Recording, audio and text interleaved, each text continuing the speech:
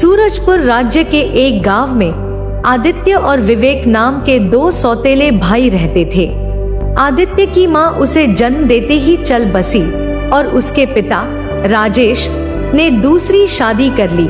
विवेक राजेश का दूसरी पत्नी से जन्मा बेटा था और उनकी मां सुनीता आदित्य को कभी भी अपना बेटा नहीं मान पाई। आदित्य अक्सर गांव के पुराने पीपल के पेड़ के नीचे बैठकर अपनी किस्मत को कोसता रहता था। एक दिन मुखिया, जो गांव का सम्मानित व्यक्ति था, वहां से गुजर रहा था। उसने आदित्य को उदास देखा। मुखिया ने पूछा, क्या बात है आदित्य, तुम फिर से इस पेड़ के नीचे उदास बैठे हो? क्या घर में फिर से कुछ हुआ?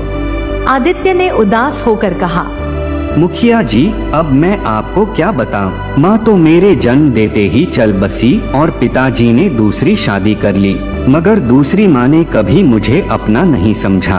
पिताजी भी अब मुझे पसंद नहीं करते, वो सिर्फ विवेक से ही प्यार करते हैं। आदित्य, मन छोटा मत करो। तुम्हें ईश्वर ने अच्छाई का वरदान दिया है और इसे पहचानने की कोशिश करो, वक्त जरूर बदलेगा। मुखिया की बात सुनकर आदित्य थोड़ा मुस्कुराया और वहां से चल पड़ा। कुछ ही दूरी पर उसने देखा कि एक साधु बाबा जमीन पर लेटे हुए कराह रहे थे। आदित्य ने पास जाकर पूछा, साधु महाराज, क्या हुआ?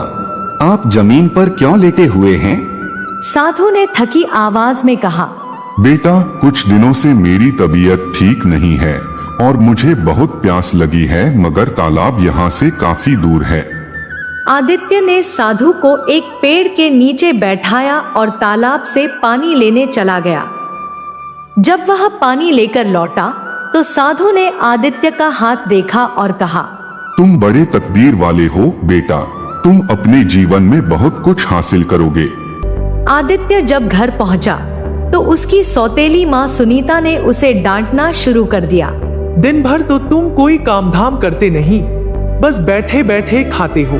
मेरे बेटे विवेक से कुछ सीखो, जो खेतों में अपने पिता के साथ मेहनत करता है। हाँ, आप मुझे पसंद नहीं करती। पिताजी भी मुझे मनहूस समझते हैं, क्योंकि मेरे जन्म के दिन माँ चल बसी। तुम्हारी वजह से ही तुम्हारे पिता को इतना दर्द झेलना पड़ा, इसलिए वो तुम्हें पसंद नहीं करते। आदित्य ने और कुछ सुनने से मना किया और पिता से बात करने का फैसला किया। वह सीधे खेतों में पहुंचा, जहां उसके पिता राजेश और भाई विवेक काम कर रहे थे। आदित्य ने गुस्से में पिता से पूछा, पिताजी, आखिर आप मुझसे ऐसा व्यवहार क्यों करते हैं? क्यों आप मुझे विवेक की तरह नहीं चाहते? तुम्हारे जन्म के दिन ही तुम्हारी माँ चली गई, मैं कैसे तुम्हें अपना समझ सकता हूँ? तभी वहां वही साधु आ पहुंचा, जिसने आदित्य की मदद ली थी। साधु ने राजेश से कहा, तुम्हारे बेटे आदित्य की तकदीर बहुत खास है। तुम इसे मनहूस समझते हो, लेकिन एक दिन यह तुम्हारी आंखें खोल देगा। विवेक ने साधु की बात का मजाक उड़ाते हुए कहा, यह कैसे हो सकता है? यह तो कुछ नहीं करता, सिर्फ दिन भर बैठा रहता है। साधु ने आदित्य से कहा, बेटा, तुम्हें अपने आप पर विश्वास रखना होगा, चाहे कोई तुम्हारा साथ दे या न दे। वक्त आएगा जब लोग तुम्हारी प्रशंसा करेंगे। कुछ समय बाद राज्य में यह घोषणा हुई कि राजा अर्जुन अपनी पुत्री सिया के लिए एक स्वयंवर ढूंढ रहे हैं। स्वयंवर में राजकुमारों के साथ साथ आम नागरिकों को भी भाग लेने का मौका मिलेगा। राजा अर्जुन ने ऐलान किया कि जो भी व्यक्ति उनके राजमहल में रखी तलवार को उठाने में कामयाब होगा, वही उनकी पुत्री से विवाह कर सकेगा। यह सुनकर विवेक की मां सुनीता ने कहा, विवेक, तुम्हारे पास ताकत है, तुम यह तलवार जरूर उठा सकते हो। हाँ बेटा, मुझे तुम पर पूरा विश्वास है। जब आदित्य ने घोषणा सुनी तो वह भी स्वयंवर में भाग लेने की तैयारी करने लगा। राजेश ने उसे रोकते हुए कहा, तुम स्वयंवर में भाग नहीं लोगे। क्यों पिताजी? मैं भाग क्यों नहीं ले सकता? क्योंकि मैं नहीं चाहता। मैं चाहता हूँ कि मेरा बेटा विवेक ही राजकुमारी सिया से विवाह करे। ठीक है पिताजी, मैं आपकी बात मान लूंगा। आदित्य उदास मन से घर से बाहर चला गया। विवेक राजमहल पहुंच गया। वहाँ राजा अर्जुन ने स्वयंवर का आयोजन किया था। उन्होंने सभी वीर युवकों से कहा, मैं देखना चाहता हूँ कि कौन इस तलवार को उठा सकता है। लेकिन असल में यह राजा की चाल थी। उसने उन युवकों को खुद के सिंहासन का लालची समझा और उन्हें कारागार में डालने का आदेश दिया। जब यह खबर गांव पहुंची तो आदित्य के माता पिता दुखी हो गए। आदित्य ने उनसे कहा, पिताजी, अन्याय के खिलाफ खड़े होना सबसे बड़ा धर्म है। मैं अपने भाई विवेक को बचाने के लिए कुछ भी करूंगा। यह सुनकर सुनीता की आंखों में आंसू आ गए। उसने कहा, मुझे माफ कर दो बेटे, मैंने तुम्हारे साथ गलत किया। माँ, आप चिंता मत करो, मैं राजा अर्जुन से बात करने जाऊंगा।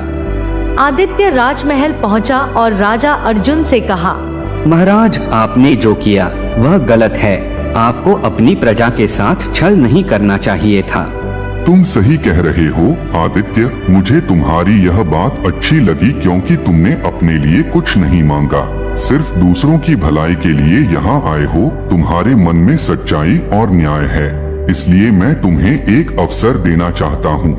राजा अर्जुन ने आदित्य को अपनी पुत्री सिया के पास ले जाकर कहा, मेरी पुत्री को एक तांत्रिक ने बदसूरत बना दिया है। अगर तुम उस तांत्रिक को मार सकते हो और मेरी पुत्री को उसके असली रूप में वापस ला सकते हो तो मैं तुम्हारा विवाह उससे कर दूंगा।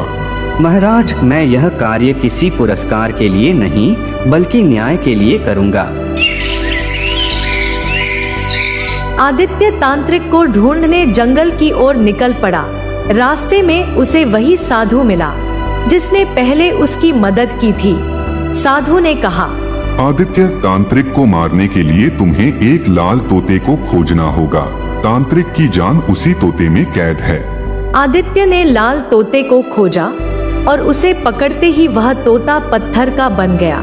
आदित्य ने उस पत्थर के तोते को तांत्रिक के सामने जाकर जमीन पर पटक दिया।